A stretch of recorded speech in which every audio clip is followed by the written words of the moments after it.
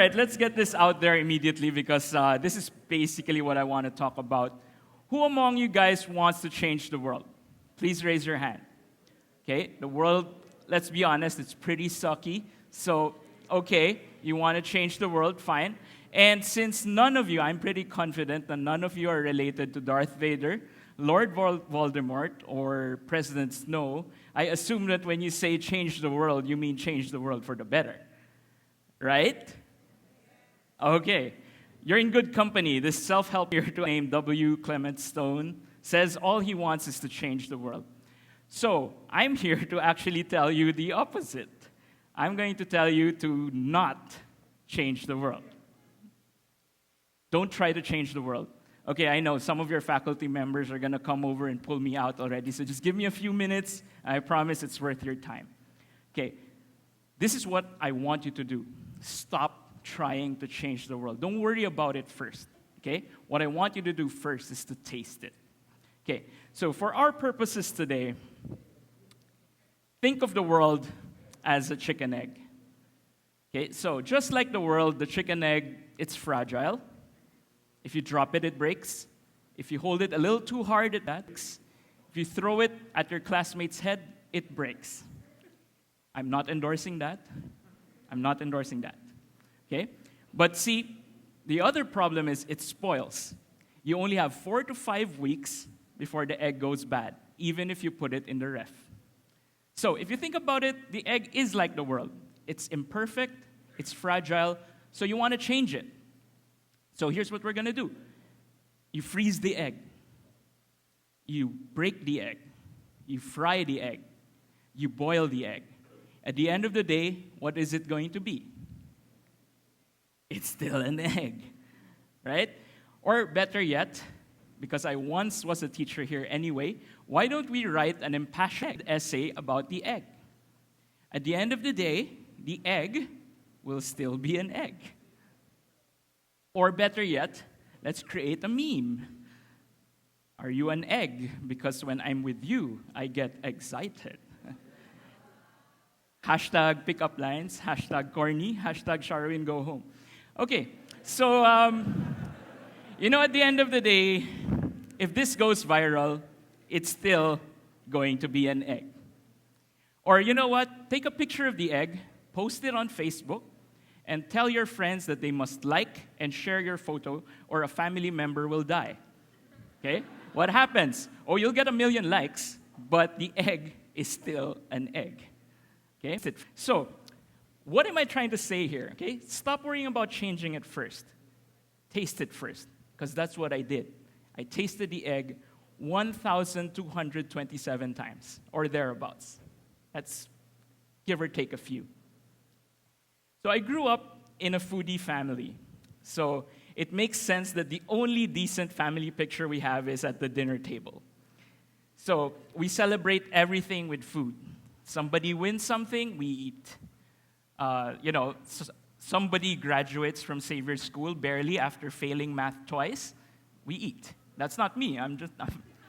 Why are you looking at me? That's not me. Okay. So the thing with growing up with foodies is you get to taste a lot of different dishes. So I got to taste a lot of egg dishes even if I was young. So believe it or not, the first dish I ever tasted, the first egg dish I ever tasted was a soft-boiled egg. So if you've never had a soft-boiled egg before, you cook it for about 5 minutes, 5.5 minutes, and what comes out is a really soft egg. You add a little bit of salt, and it's delicious. Okay? It's a little gooey, but it's delicious. I also got to try the fried egg, the sunny side up egg. And it's really nice if the corners are kind of brown and crunchy, and the yolk is really runny. I got to try an omelette. Of course, my family thinks it's scrambled eggs, but really it's an omelette. And then I got to try scrambled eggs later on in life, so it's okay, everything's equal. But the thing is, growing up, I got to taste a lot of these different egg dishes, and it got me really curious. Look, it all comes from one egg. But you treat it differently, it becomes different. So I got curious, like, how long do you cook a fried egg? Or how long do you cook a hard-boiled egg? Or how long do you cook a scrambled egg? How do you do it? Why do you do it this way? So you can say that my culinary journey kind of started by tasting an egg. Now, growing up, I tag along with my parents when they travel, and now I'm a chef and a traveling food show host, so I get to travel more. And we have one rule. Well, actually, it's my dad's rule, but now it's become my rule, and that's we avoid fast food when we travel. So no burgers, no fries, no pizzas, except here. And basically, we eat what the locals eat, we taste what the locals taste. Now that's become my rule. Whenever I travel, I eat what the locals eat, and I taste what the locals taste. So I'm gonna take you through a couple of pictures that I've taken throughout the years. I had this in Sydney. We shot in Sydney recently for the show. So they served me this. It's soft scrambled eggs with caramelized onions, mayonnaise, and crusty bread. You know what? It's fabulous. Okay, I don't know why, but the caramel from the onions, the sweetness, and then the sourness from the mayo, they really play well together. And then the texture of the soft egg and the crunchy bread, it's a win. It's a really good breakfast. But then I love mayonnaise, so you know what? I could be biased. In Taiwan, they don't just fry the egg. They actually cook it with a roti-style bread, and then they top that with chili sauce, and then black pepper. This is so awesome. I actually bought a second one on my way home before going to the airport. So that's how good it was. Of course, I had fried egg here in XavierSchool also, in the XavierSchool canteen. And they served me a remarkable fried egg here. It was remarkable because the egg yolk was actually harder than the egg white. So I don't know how you do that, but needless to say, it was a bad experience that it made me want to become a chef. No, joke lang. I love you, Xavier Canteen people. Yeah. Okay, in Singapore, I got to try the 60-degree egg. So a 60-degree egg, you cook it at 60 degrees Celsius for a prolonged period of time, and you get a really soft egg, and it never overcooks because it's always at 60 degrees. I got to try the same egg at Goose Station here in the fort, and what happens is the yolk becomes really rich. So it doesn't taste like the fried egg yolk, and it doesn't taste like a poached egg yolk. This is a lot richer. Okay, so really great dinner, that one. And then we've got the scrambled eggs. So look at it. It's like a normal plate of scrambled eggs. In fact, it's a dirty plate. Okay, but this is the single greatest egg dish I've had that I didn't cook. So I mean, this is in Hong Kong. It's from a restaurant called the Australian Dairy Company. So they serve scrambled eggs, and you know what? It's awesome. It's so flavorful, and you can really taste the oil, and probably whatever else that they don't want to tell you about, they put it in there. At the same time, on the plane, on the way to the States, I got to try scrambled eggs. And you know what? It's hard, it's lumpy, it's tasteless. So not all scrambled eggs are created equal. Now, how about the oyster cake? I've had that in Chinatown, in Taiwan, or in China. And the best part about this dish is that it's chewy. And the reason why it's chewy is because they add potato starch to the oyster cake. But they have a little bit of green onions, so there's a contrast of textures. I love it. And then we add ketchup to it, banana ketchup. So don't tell the Taiwanese, they'll freak out. In Japan, I got to try the aji tamago. So if you have ramen or tsukemen, you get an aji tamago. So it's a hard-boiled egg, but inside it's actually soft, gelatinous. I loved it so much, I actually created a dish with an aji tamago as well. That's on top of bacon, of course. And so you could say that, I've had my fair share of egg dishes. Okay, maybe not 1,227 like I claimed, but somewhere thereabouts. So this leads me to 4 years ago or 5 years ago. On my own cooking show, we did a breakfast episode, and I needed to create a dish. So I created, since, they teach modesty at XavierSchool, I call this dish the ultimate scrambled eggs. So, now, how are we going to do it? You heat up the pan, you get your eggs, and you want to whisk this really, really hard. Now, I whisked this earlier, and I'm still whisking it now, because the more air you incorporate into your eggs, the better. And I learned that because I tasted the fluffy omelettes in Canada when I was training under French chefs. Now, I'm going to add in some evaporated milk, because I tasted eggs with evaporated milk, and what happens is there's a chance that you won't overcook it because the milk cools it down. Now, I'm using evaporated milk because I learned that it tastes sweeter than the other pan. So I like sweetness, so I'm going to add that in. So you drop it into your pan. And then what you want to do is continually mix this. And again, you want to continually mix it because you want that fluffy taste. So that light, fluffy taste, you want to keep mixing it about. And if you're a guy, you need to learn this. I promise you. If you only can cook one dish, cook scrambled eggs well. Okay, so there you go. So at this point, the egg is almost half cooked because the eggs are really fast. What you want to do is add some salt and some pepper.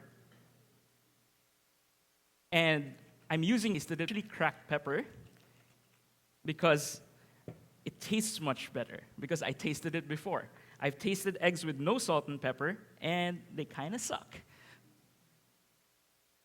Okay, so we're almost done. Actually, we're done because, again, I've tasted the sucky scrambled eggs on a plane, and they were overcooked. So you want to keep them really moist. Now, what I'm going to do is I'm going to add in some pork floss. Or in Chinese, they call it ma sang, right? And what I want to do is just mix that together, and then the dish is done. Now, how do I know that pork floss will go well with eggs? Because, you can guess it, I tasted it. I tasted it in a Chinese restaurant not too far from here. So I'm going to put that onto our plate. And then, as a finishing touch, I'm going to add in some chopped green onions. So why am I adding chopped green onions? Because I tasted it. I tasted it in the oyster cake, and it gives a nice contrast of texture, so you add it on. So there you go. That's the ultimate scrambled eggs in less than 5 minutes, right? Now, thank you. In this world, everybody talks about inspiring people or changing, right? And when they do that, they want to say, like, stop and smell the flowers, or see the good in people, or dance to the sound of your own music, or feel happy to be happy. But nobody really talks about taste. And taste has tremendous power. Tremendous. First of all, it enhances your knowledge. Hey, I was a cooking show geek. Like, I didn't watch cartoons as a kid. I watched cooking shows. So growing up, I watched Nora Daza, Walk with Yan. None of these people you know because you're young. But I watched them all the time. So I have an encyclopedic knowledge of cooking, but I never really knew about cooking until I tasted the dish. Look, you can see it, you can smell it, sometimes you can hear it, you can even touch it and feel it. But until you taste it, you don't really know what it is. Because among all the senses, taste is the most personal because you actually put it inside of your body. So that's why it enhances the knowledge. It enhances the experience because it becomes personal. Second, it breeds understanding. Every dish I taste, in every place I go, I taste the dish and I begin to understand the people. Why do they cook it this way? Why do they eat it this way? Right? I mean, for example, why do the Singaporeans love to add soy sauce and black pepper to their soft scrambled eggs or to their soft-boiled eggs? It's because they pair it with a really sweet kaya toast. Right? So it makes sense. Or why do Caucasians prefer eggs over easy, over sunny side up? It's because they're afraid of salmonella. See, but the thing is, every time you taste, you understand the people, you understand the culture. And you become you understand them more. The other thing is, it develops humility. Every dish I taste, I realize I don't know everything. Every time I taste a dish, I'm reminded there are new flavors to discover, new people to understand. And that ignorance, you realize that you're ignorant, and that ignorance makes tasting a lot of fun. And it also makes me fat. But also, more importantly, fun. And lastly, my favorite is it builds a library in your head. Every time you taste, it goes straight to your head. Now you have a library of memories, of tastes, of experiences. They're all in your head. And when it's your turn to cook, you can bring all of that back. Take a look at my dish, the ultimate scrambled eggs. It's the sum total of all of my travels. all of my tastes. So I've created a unique egg dish because I kept tasting different things.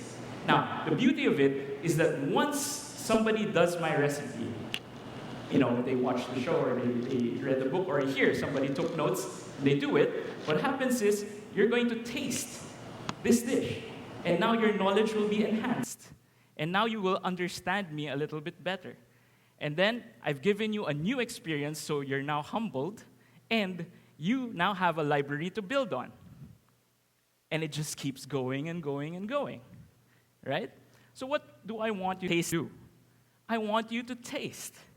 Taste that deep-fried stuffed frog. Taste that pig intestine. Taste that dodgy dish from that dodgy street. Okay? I want you to taste love, taste honor, taste failure, taste success, taste faith. Because every time you taste, you're going to realize what I realized, is that with every taste, you become a better person. Look, what do we all want in this world? A better place? What is it if not defined by people who are continually getting better, continually being understanding, being humble, and being innovative, and being sources of positivity? So what do I want you to do? Taste that damn egg. Thank you.